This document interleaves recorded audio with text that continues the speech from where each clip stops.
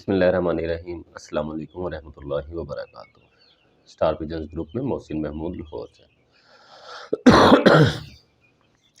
भाइयों, कुछ कमेंट हैं जिनका मैं कमेंट में जवाब नहीं दे पाया, तो कुछ मसरूफियत भी थी और एक कमेंट तो इतना लंबा था कि उस पर मैं कितनी को देर लिखता। वो भाई ने भी माशाल्लाह काफ़ी लंबा ही लिखा है, तो उनकी मेहरबानी है कि उन्होंने इतना टाइम दिया, इतना लंबा मुझे कमेंट किया। तो बहरहाल उनका जवाब देना भी ज़रूरी है। भाई का एक सवाल था, तो हमारा जो मकसद है वो तो मसले हल करना ही है कबूतरों के कन्फ्यूजन्स दूर करना है कबूतर की पहचान के हवाले से और कबूतर की संभाल के हवाले से। जितनी भी जो भी कन्फ्यूजन्स किसी भाई को आती हैं वो हल करना हमारी प्रायोरिटी होती है। बहरहाल जी, एक भाई ने कमेंट किया है, ये मैं आपको दिखा रहा हूँ। वो कह रहे हैं जी कि जो है ना, कोई एक चीज़ बताई जाए जिससे कबूतर का पता चल जाए कि ये अच्छा है या नहीं अच्छा। मतलब वो कंफ्यूज हो रहे हैं कि अब किस किस चीज़ को देखें हम। तो बिल्कुल सही बात की है उन्होंने। कोई एक ऐसी टिप भी होनी चाहिए जिससे पता चले कि कबूतर अच्छा है या नहीं अच्छा। मैंने अपनी पुरानी वीडियो में बार बार ये बात की हुई है कि अगर कोई भाई कोई भी कबूतर सेलेक्ट करता है, टिप के तौर पर मैं कह रहा हूँ कि कोई भी भाई कबूतर सेलेक्ट करता है तो उसका अडाप्टेशन, जो काला नूर होता है आँख के अंदर, काला नूर होता है, उसकी पुतली होती है, उसके साथ एक रिंग बन रहा होता है। वो रिंग बड़ा होना चाहिए, एक सूत्र का होना चाहिए और ऐसा कबूतर ही लेना चाहिए अगर आप चाहते हैं कि आप कबूतर ख़रीदें और उसमें क्वालिटी भी हो। अलावा अगर आप कहते हैं कि कबूतर आसानी से भी मिल जाए, हम जिस दर्बी में, दुकान में भी जाएं, दर्बी में भी जाएं, जिस छत पे भी जाएं, हमें वो ऐसा कबूतर मिल जाए, अच्छा कबूतर मिल जाए, कोई ऐसी टिप हो। तो भाई कबूतर जो अच्छा कबूतर है ना, तो मैं तो आपको यही कहूँगा कि जिसका अडाप्टेशन बड़ा है वही अच्छा कबूतर होता है, वही लें, दूसरे कबूतरों में ना पड़े।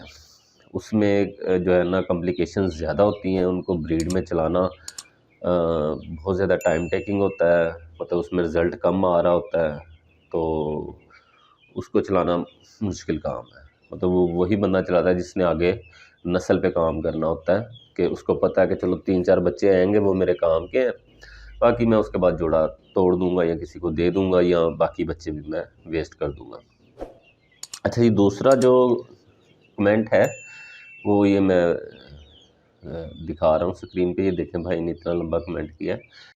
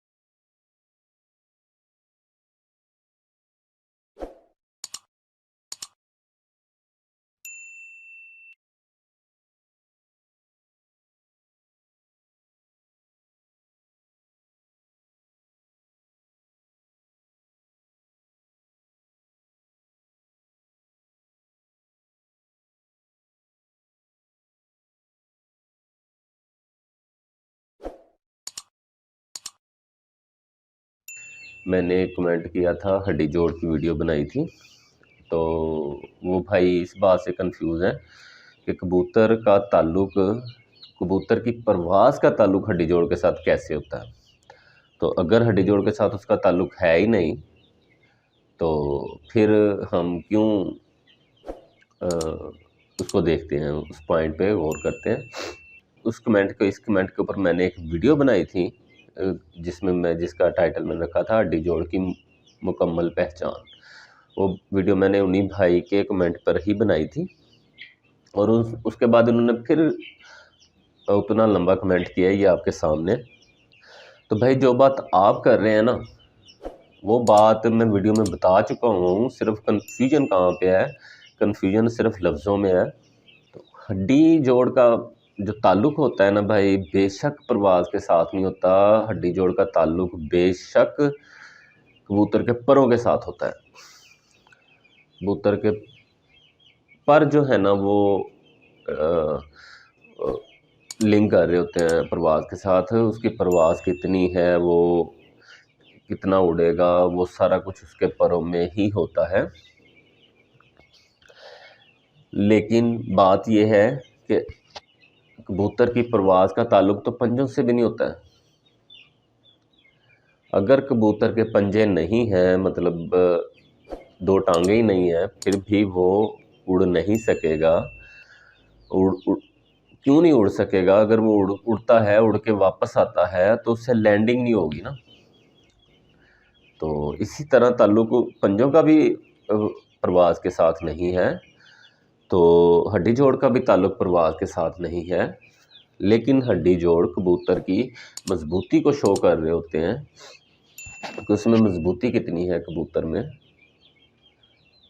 वो जब उड़ के आएगा, वो थका हुआ होता है, तो तब वो उसके जिस्म में इतनी ताकत होती है कि नहीं होती कि वो अपने हवास कायम रख सके, अपने घर में आ सके।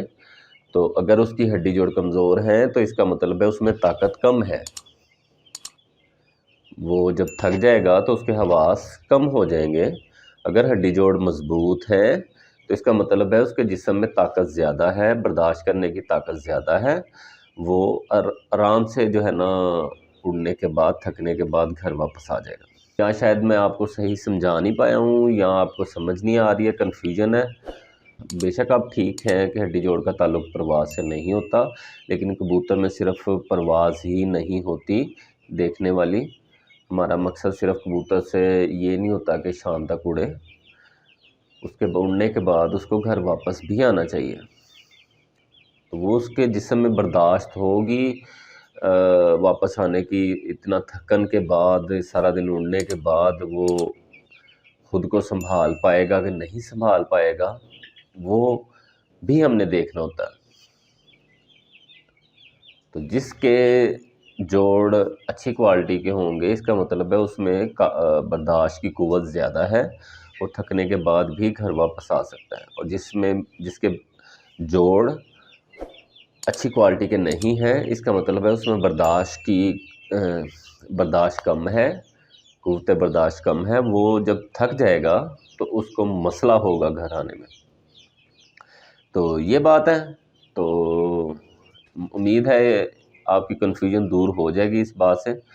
अगर फिर भी मसला हुआ, कन्फ्यूजन हुई, तो आप फिर दोबारा कमेंट कर सकते हैं, मैं फिर दोबारा आपको समझाने की कोशिश करूँगा। तो इंशाल्लाह ताला जो है ना, उम्मीद है कि कन्फ्यूजन दूर हो जाएगी। इसी के साथ इजाज़त दें, अगली वीडियो में मुलाकात होती है। अस्सलाम वालेकुम व रहमतुल्लाहि व बरकातहू।